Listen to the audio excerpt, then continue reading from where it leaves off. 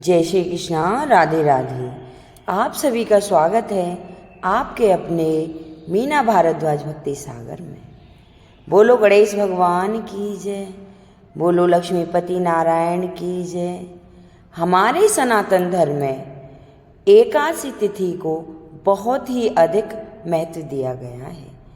सभी एकादशी अपने आप में बहुत महत्वपूर्ण होती हैं, लेकिन जेठ माह के शुक्ल पक्ष की में आने वाली निर्जला एकादशी साल में आने वाली 24 एकादशियों में सबसे पुण्यदायी मानी जाती है। साल 2024 में निर्जला एकादशी का व्रत 18 जून मंगलवार का रखा जाएगा। यह एकादशी सबसे शुभ और पुण्यकारी होती है। इस एकादशी का व्रत रखने से हमें साल की सारी एकादशियों का पुण्य फल प्राप्त हो जाता है। यह व्रत बिना पानी पिए रखा जाता है। दूसरी एकादशियों में अन्न खाना वर्जित होता है और इस एकादशी में अन्न के साथ साथ पानी पीना भी वर्जित है। एकादशी के दिन सूर्योदय से लेकर द्वादशी के दिन सूर्योदय तक पानी नहीं पिया जाता। निर्जला एकादशी के दिन अपने मन को एकाग्र रखना चाहिए और ब्रह्मचर्य का पालन करना चाहिए। यदि इस दिन किए गए दान पुण्य का भी विशेष महत्व है। निर्जला एकादशी के दिन जल से भरा एक पात्र दान में देना चाहिए। अगर आप जल से भरा हुआ घड़ा दान करते हैं तो ध्यान रखें उसके ऊपर कपड़ा या ढक्कन ढककर दान में देना चाहिए। साथ में एक बर्तन, गिलास या लोटा भी दान जरूर करना चाहिए। इस दिन प्याऊ लगवाकर प्यासों को पानी पिलाकर हमें अनंत फलों की प्राप्ति होती है। साथ ही किसी पेड़ के नीचे या घर की छत पर पक्षियों के लिए पानी रखना चाहिए और अपने मन से सेवा भाव बनाए रखना चाहिए। अपने मन में द्वेष, ईर्षा, क्रोध ना रखें। साथ ही इस दिन लालच, क्रोध, मोह, बुरी आदतों को भी त्याग और इस कथा को सदा भाव से पूरा सुनना और कथा को सुनने से पहले कमेंट बॉक्स में जय विष्णु भगवान की जय जरूर लिखना। निर्जला एकादशी के दिन सुबह जल्दी उठकर स्नान आदि से निवृत्त होकर सूर्य देव को जल अर्पित जरूर करना चाहिए। यदि ये और व्रत का संकल्प लेना चाहिए और साथ ही एकादशी व्रत कथा जरूर सुननी चाहिए। एकादशी का पाठ करने से व्यक्ति को शुभ फल की प्राप्ति होती है। कहा जाता है कि निर्जला एकादशी व्रत की कथा सुनने से व्यक्ति में भगवान के प्रति सदा भाव बढ़ जाता है। तो आज आपने सुनेंगे परम पावन एकादशी व्रत कथा जो वेद व्यास जी ने भीम को सुनाई थी। आप सभी से मेरा कहना है कि अगर आप पहली बार कथा सुन रहे हों तो मीना भारद्वाज चैनल को जरूर सब्सक्राइब कर लें। बोलो विष्णु भगवान की जय। श्री भीमसेन बोले, हे पितामह, भ्राता युधिष्ठिर, माता कुंती, द्रौपदी, अर्जुन, नकल और सहदेव आदि एकादशी का को दान व्रत करते हैं और मुझसे कहते हैं कि दिन में अन्न नहीं खाना चाहिए। मैं इनसे कहता हूँ कि हे भाई, मैं भक्ति पूर्वक भगवान की पूजा कर सकता हूँ, परंतु मैं एकादशी के दिन भूखा नहीं रह सकता। इस पर व्यास जी बोले, हे भीमसेन, यदि तुम नरक को बुरा और स्वर्ग को अच्छा समझते हो तो प्रत्येक माह की दोनों एकादशियों को अन्न ना खाया करो। इस पर भीमसेन बोले, हे पितामह, आपसे पहले भी कह चुका हूँ कि मैं एक दिन एक समय भी भोजन किए बिना नहीं रह सकता। फिर मेरे लिए पूरे दिन का उपवास करना बहुत ही कठिन है। यदि मैं प्रयत्न करूँगा तो एक व्रत अवश्य कर सकता हूँ।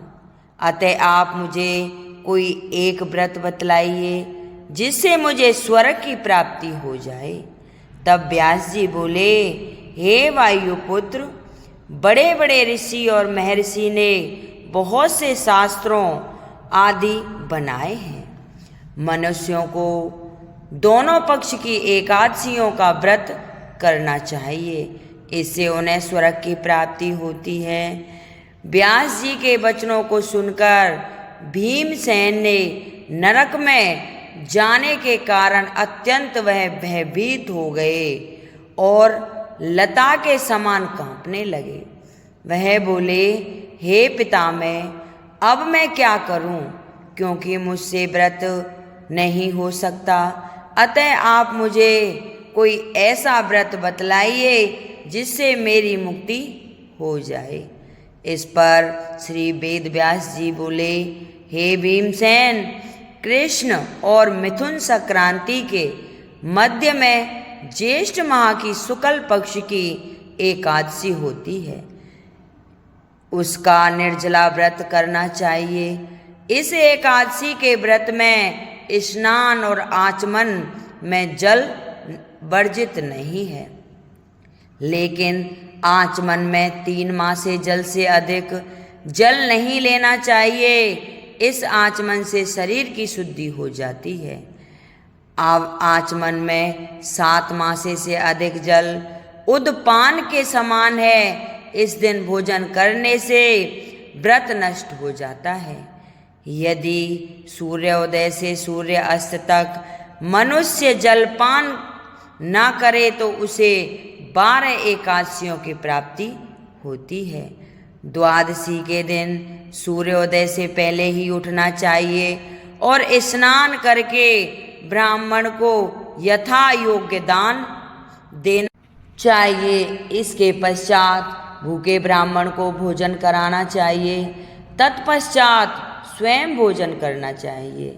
इसका फल संपूर्ण एकादशियों के फल के बराबर है। हे भीमसेन, स्वयं भगवान ने मुझसे कहा था कि इस एकादशी का पुण्य समस्त तीर्थों और दानों के पुण्य के बराबर है। एक दिन निर्जला रहने से मनुष्य सब पापों से मुक्त हो जाता है। जो मनुष्य निर्जला एकादशी का व्रत करते हैं उनको मृत्यु में के समय भयानक यमदूत नहीं दिखते। उस समय स्वयं भगवान विष्णु के यमदूत स्वर्ग से आते हैं और उनको पुष्पक विमान में बिठाकर स्वर्ग ले जाते हैं। अतः संसार में सर्वश्रेष्ठ निर्जला एकादशी का व्रत है। अतः यत्न पूर्वक इस एकादशी का निर्जला व्रत करना चाहिए। उस दिन ओम नमो भगवते वासुदेवाय मंत्र का उच्चारण करना चाहिए। व्यास देव की ऐसे वचन सुनकर भीमसेन ने इस व्रत को किया।